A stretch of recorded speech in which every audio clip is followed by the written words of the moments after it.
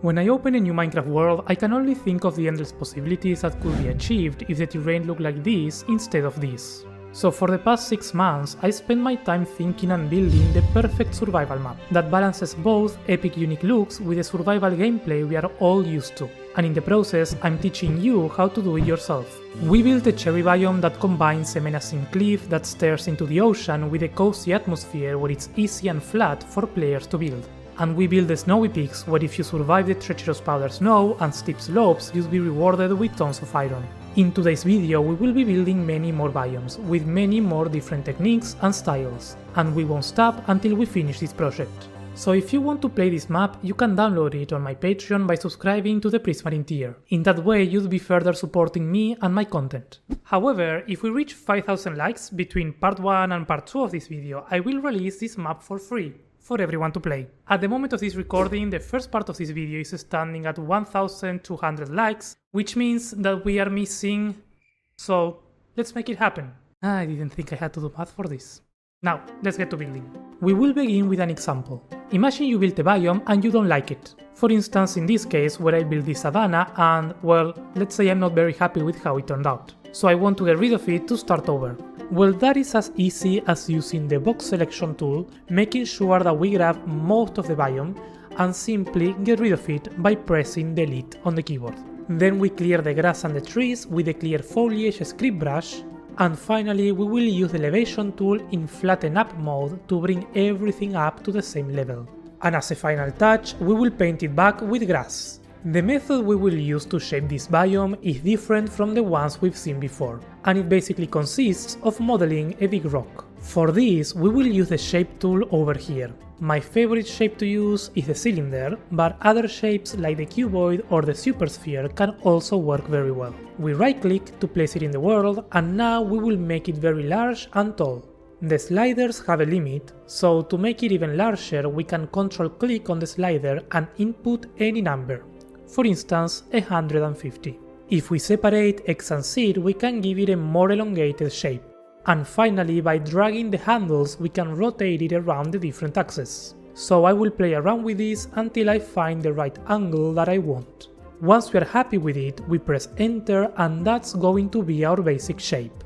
The challenge now is to make it look like a proper big rock that could exist in the world. For this, we will first set a tool mask of whatever block we are using as our placeholder, in my case cyan wool. Now we have two main tools that we are going to use. First, using the lasso select tool to cut big or sharp sections, and second, using the melt tool to carve out and roughen the edges of the rock. With the lasso select, we will increase the depth over here, and then we are going to draw a selection by holding right click and dragging around. Once we are done, we will press enter and that will create a selection, so then we can press Ctrl X to cut the selection and move it away. This will quickly create a big carving on our rock. Of course, then we can repeat with other shapes, or with different sizes or orientations. We can also use this tool to add some very tiny and sharp indentations. In general, we want to break the perfect shapes to make our rock look eroded and imperfect.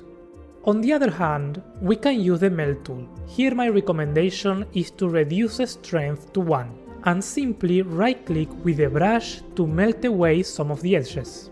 If you noticed, I'm using a small sized brush. The most important thing that you want to avoid here is leaving the spheres from the melting brush visible in your rock. Another good tool to mention here is the weld tool, which is kinda like the opposite of melt, meaning that this will add terrain instead, following the pre-existing surface, which is great to create some bumps at the top or at the bottom, in general just to add more variation and break down the patterns. As with every terrain, we can always go ahead and smooth this up if we want. Here I'll be careful with how much smoothing we do though, as we don't want those eroded edges to be super smooth.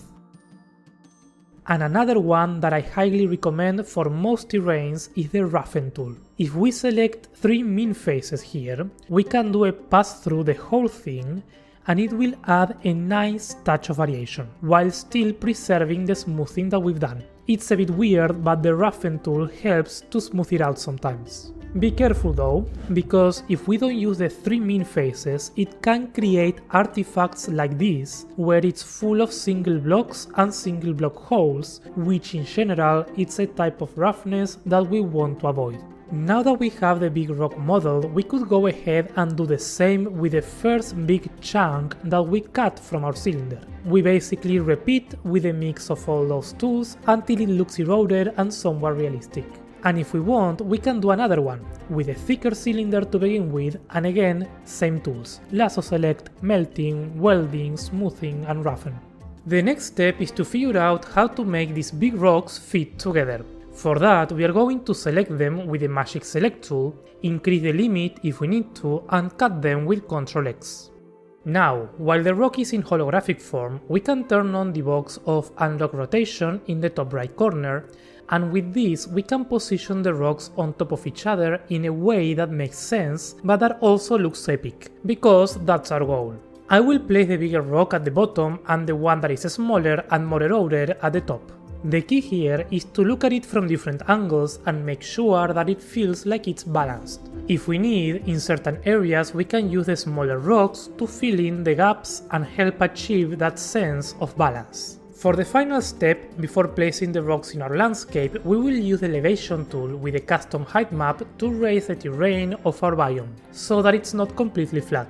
We don't want something super crazy here, just some smooth variations. The flatten up mode is really good here to add areas that are easy to traverse and climb up to for the players. Once we are happy, we can cut the big rock and move it over, and here we can spend some time finding the right location and orientation for it. I think it looks pretty nice around here. And something very cool that we can do is use the elevation tool while the rock is in the holographic form. This is incredibly useful to readapt the terrain in areas where it may look weird. This doesn't affect the rocks that we spent a bunch of time modeling. Once we are done, we just press paste over here in the top right corner to place it in the world. We can do the same with the other smaller bits of rocks and find a cool place for them. And that's it. This is going to be the main shape of this epic looking Savanna Plateau. For the painting of this terrain, we can follow the same process that we used for the cherry cliff on the first part of this video. We first use an angle tool mask to separate flat areas from vertical walls. Then we use the auto shade operation with wool blocks to create highlights and shadows, with white wool and black wool respectively. Here, after this step, we can do a bit of manual painting to add some texture to those highlights and shadows on the rocks. In short, I'm simply adding some white lines that follow the orientation of the big rock with a line of shadow underneath, which will create a subtle lining effect. Once we are done, we use the noise painter to replace each wool color with a block palette going from bright to dark, using different rock blocks for our terrain. If you want to see the process in full detail, I recommend you take a look at the first part of this video. This is one of the warm biomes, so I think it's a perfect spot to add some of those surface lava pools that we normally find in the vanilla worlds. Now for the foliage, we are going to use the following tool mask. And we will use the script brush tool with the grass preset. The vegetation in this type of biome is very sparse, so we will reduce the grassiness parameter quite a lot and then go around painting grass throughout the entire biome. Then we can change the tall grass to lilacs and add some patches of tall flowers in certain spots. If we want, we can also use this tool to add the acacia saplings that then will grow into the trees. So we can go around adding the trees in all those spots that we want. Again, very sparse, we don't want this to be a forest. So when they grow, we get a landscape like this one. Something else that I really like to add is a bunch of leaf litter. But it doesn't make sense to have it everywhere. We want the leaf litter to be under the trees or near them, because that's what makes sense. So for that, we can use the following tool mask of block equal air, below equal grass, and near equal acacia log. Now we can paint with the noise painter with a random amount of leaf litter, for which we need to right click on it to make the orientation and amount random. So now we just paint all around, and that's going to create some small fallen leaf patches close to and underneath the trees. Also, if you have them, we can import schematics to add some custom-made trees. I have a couple Savanna ones made that I think would fit perfectly here, so I will load them in and paste them in a couple spots far away from the big rocks. And that's the Savanna Plateau biome finished.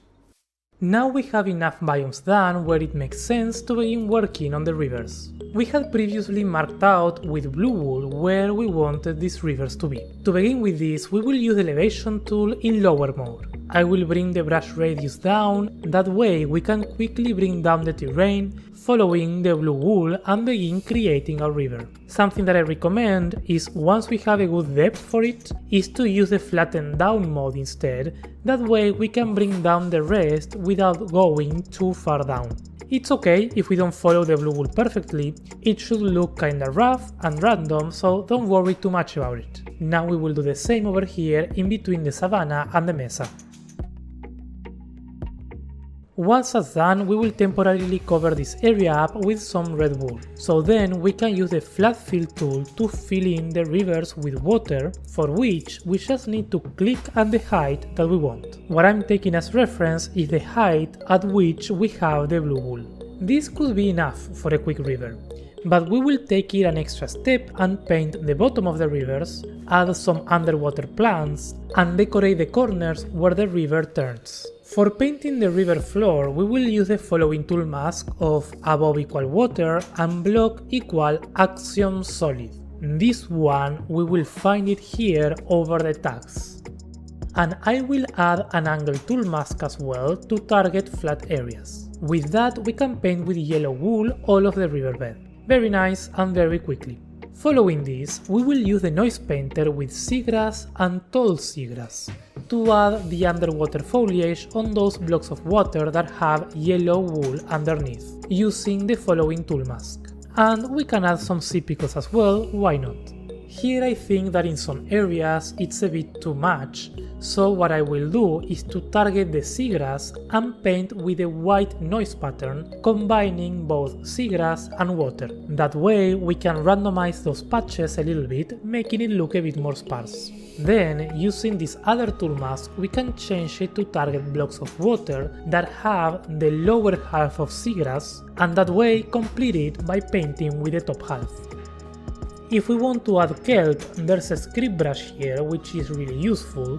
We just click where we want the kelp and it will add some nice patches of it. Finally, we just need to paint the yellow wool with a mix of materials that we will normally find at the bottom of the rivers. Mostly a bit of mud, some stone, gravel, sand and some clay. One recommendation here is, once you make a noise pattern that you like for the rivers, is to save the preset, because we will probably need to use this same pattern and block combinations for all of the other rivers on the map. Now, to paint the sides where the river is turning, we will target the blocks that are near water on the surface. And with orange wool we will paint mostly the curves of the river and also some of the sides. Then we repeat, but this time on near we will choose orange. And let's paint with another color like yellow. We will finish it off with a splatter noise pattern using the color white, which will help transition to the grass. The idea is to then replace this and make a gradient transition from mud to grass. So the orange wool we can replace it with a mix of mud and muddy roots, and a bit of coarse dirt as well. Then for the yellow we will add some packed mud to make it look more dry as it gets further away from the water. And finally for the white we will add some grass to the mix and a bit of granite as well to make the transition as smooth as possible. This is a very quick way to add some realism to the size of the rivers, which looks really nice while exploring from up close and also from far away. The final thing will be to either paint these rocks to make them look like rocks, or we can get rid of them and with a fluid ball click a few times to make the water flow down to the other level in a smooth way. Being one of the simple biomes, the swamp is an interesting one. Now that we know how to make rivers, we can use that technique to create an area with a bunch of them that intersect each other, sort of like a real-life deltas. The terrain itself is not complex at all. We will first bring the area down closer to the sea level using the elevation tool in flatten down mode, and paint it with grass. Here we will lose the river paths that we had, so let's use the path tool to mark them out again. I will start with a thick central river and then branch out into many smaller ones that curve in and out as they get closer to the ocean. Once the marks are in place, we simply need to repeat the process that we showed for the rivers that we made in the Savanna biome. Now we will add some small slopes in the islands that are left in between the rivers. This is simply to add some variation, we don't want it to be completely flat. Here I will repeat the process to expand the swamp a bit more to the sides, and now that I'm happy with its size, I will use the Biome Painter tool to paint the area with the swamp biome. And as a final touch, here we can use the Noise Painter with the following parameters to create this very earthy, muddy look all around the biome. The curious things about swamps in Minecraft is that they spawn with these variations of oak trees that are a bit taller and have vines growing from them, which, as far as I understand, there's no way to make them grow naturally. Instead, we are going to use some custom willow trees that I made for this type of project. I have a video on how to build custom trees if you wanna make your own, or if you don't, you can download my tree assets from my Patreon, and in that way you can support this channel and my content in the process. 4 trees is generally a good number to add enough variation at this scale. Now I will show you a way to place them randomly and quickly in the biome without having to do it one by hand. For that, we will use the stamp tool over here. We will click on Add Clipboard and that will add one of the trees that we copied. Then we select the next one, press Ctrl C to copy it, and then Add Clipboard again. That will add the second one. And we repeat for all the trees that we have. Select, copy, Add Clipboard. On the tool options, we will turn on Extend Foundation to Ground and Keep Existing. Here we can choose between Deferred and Immediate, and we will see what that does in a second. The mean spacing controls how close or far apart the trees are going to be placed with each other. This one varies depending on the size of your trees and the type of forest that you are aiming to get. Once we have that, we go over to the swamp and simply right-click and drag to paste the trees. You will see that they are automatically being rotated and flipped. If in the place we chose deferred, we will see that each tree is not fully placed yet, meaning that we can click on them and move and rotate them around to adjust their individual placement as much as we want. Once we are happy with their positions, we simply press enter and that will complete their placement. On the other hand, if you don't care too much about their exact positions, we can change it to immediate, so now when we drag and let go, the placement will be final. In this particular case, I prefer deferred, but that's entirely up to you. So here I will spend some time finding the right locations for all these trees, and in that way bring this custom swamp to life. Following a similar process, I decided to surround the swamp with a mangrove swamp. Here I try to achieve a similar feel to what we get in a regular vanilla Minecraft, for which I combine rough depressed terrain with a palette of moss and mud, and a bit of clay as well. Then I filled it in with water to create those pools that have abundant plants and mangrove trees with their roots growing all over the place. The result, with both of the biomes next to each other, is pretty unique, and we get this clear area over here, which is my favorite, in between the two biomes, from where we can see the cherry cliffs at the end, perfectly framed. It's time to get creative and build a special biome. If you remember the map diagram that we did on the first part of this video, over here we should be building a desert with the Amethyst Canyon. In this part we will be using a different terraforming technique that I haven't showcased ever before. It's truly very simple, very powerful, and it yields very unique results. We will begin by carving out a deep canyon with the elevation tool. Let's make sure here that we don't have any water coming out or lava pockets. I will also add some terraces with the flattened modes of the elevation tool to try and make this canyon a bit easier to traverse for the players. And finally, we will color code the vertical walls using an angle tool mask. So far, nothing new that we haven't seen before. Now let's go over here to a clear area. The first step of this method is to build a couple assets, and this is the key part, because it will determine the entire aesthetic of the biome. In this case, I will use the rock tool with cyan wool as a placeholder block. My favorite shape to use is the cone, but others would work just fine. With the rock tool we will simply create a couple rocks, of course. I will reduce the melt strength to 1 and keep making them on a relatively small scale.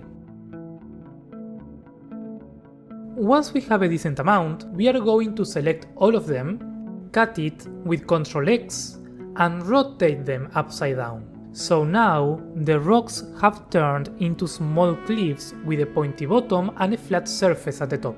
You could of course spend more time building more detailed cliff assets by hand, but for this demonstration, these easy to do cliffs are more than enough. The second step is to select them individually, copy them with Ctrl C, and then we are going to add them to the stamp tool by clicking on Add Clipboard. Same exact way that we did for the trees on the swamp biome before. And then we repeat that with all of our cliffs until we have all of them added to the stamp tool. In this case, I made 7 assets.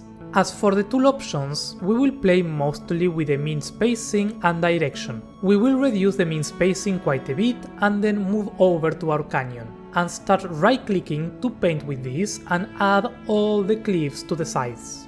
If we are using deferred, we can go one by one and adjust their positions. If we reduce the mean spacing even further, we can get something that looks very clustered together. That depends on the look that you want to achieve. But you begin to see now, right, how this method works. And this will very quickly allow us to give this biome a very unique look, simply by pasting these cliff assets all around the canyon. Following the walls of our biome is not the only way to use this. We can be a bit more creative and use, for instance, the path tool here to add a simple arch shape that connects both sides of the canyon. And then again, with the stamp tool, we can use that arch as a bait or as a guideline to paste all the cliffs and give it a more interesting and cohesive look. Then in this case, I decided to break down the arch in the middle using the lasso select. All that is left is simply painting the biome as usual. In this particular case, since it's an amethyst cliff, we will paint with a mix of amethyst on the red walls using the noise painter and a bunch of other rock materials. And because this biome will be in the middle of the desert, I will use other desert looking blocks like sand, sandstone and different terracotta blocks to paint the cyan wool all around the biome. Then I added the desert all around the place by simply adding some smooth terrain slopes and painting with sand and adding the desert foliage, cactus, dry grass and all that stuff. So the final result is something that looks like this, a vast desert with a canyon in the middle where you can collect all the amethyst crystals that you will ever need.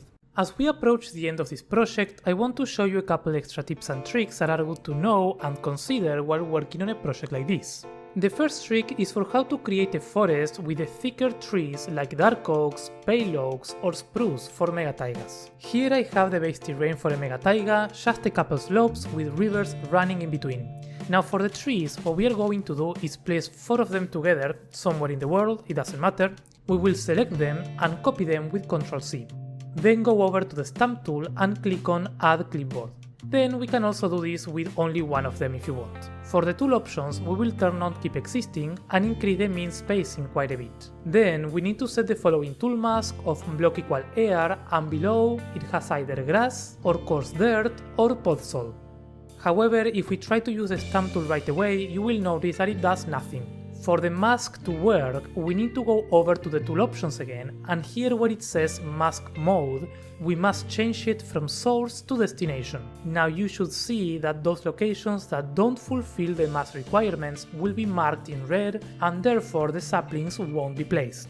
So that's it, we will use that to place all the big spruce trees around our biome. And once we have them, we can run this command /game_rule random tick speed 3000 to make the trees grow super fast. And that way see the taiga forest come together with a very vanilla feel. The second tip or recommendation is to do some things by hand. I've shown you many ways to achieve a lot of things quickly in big projects like this one.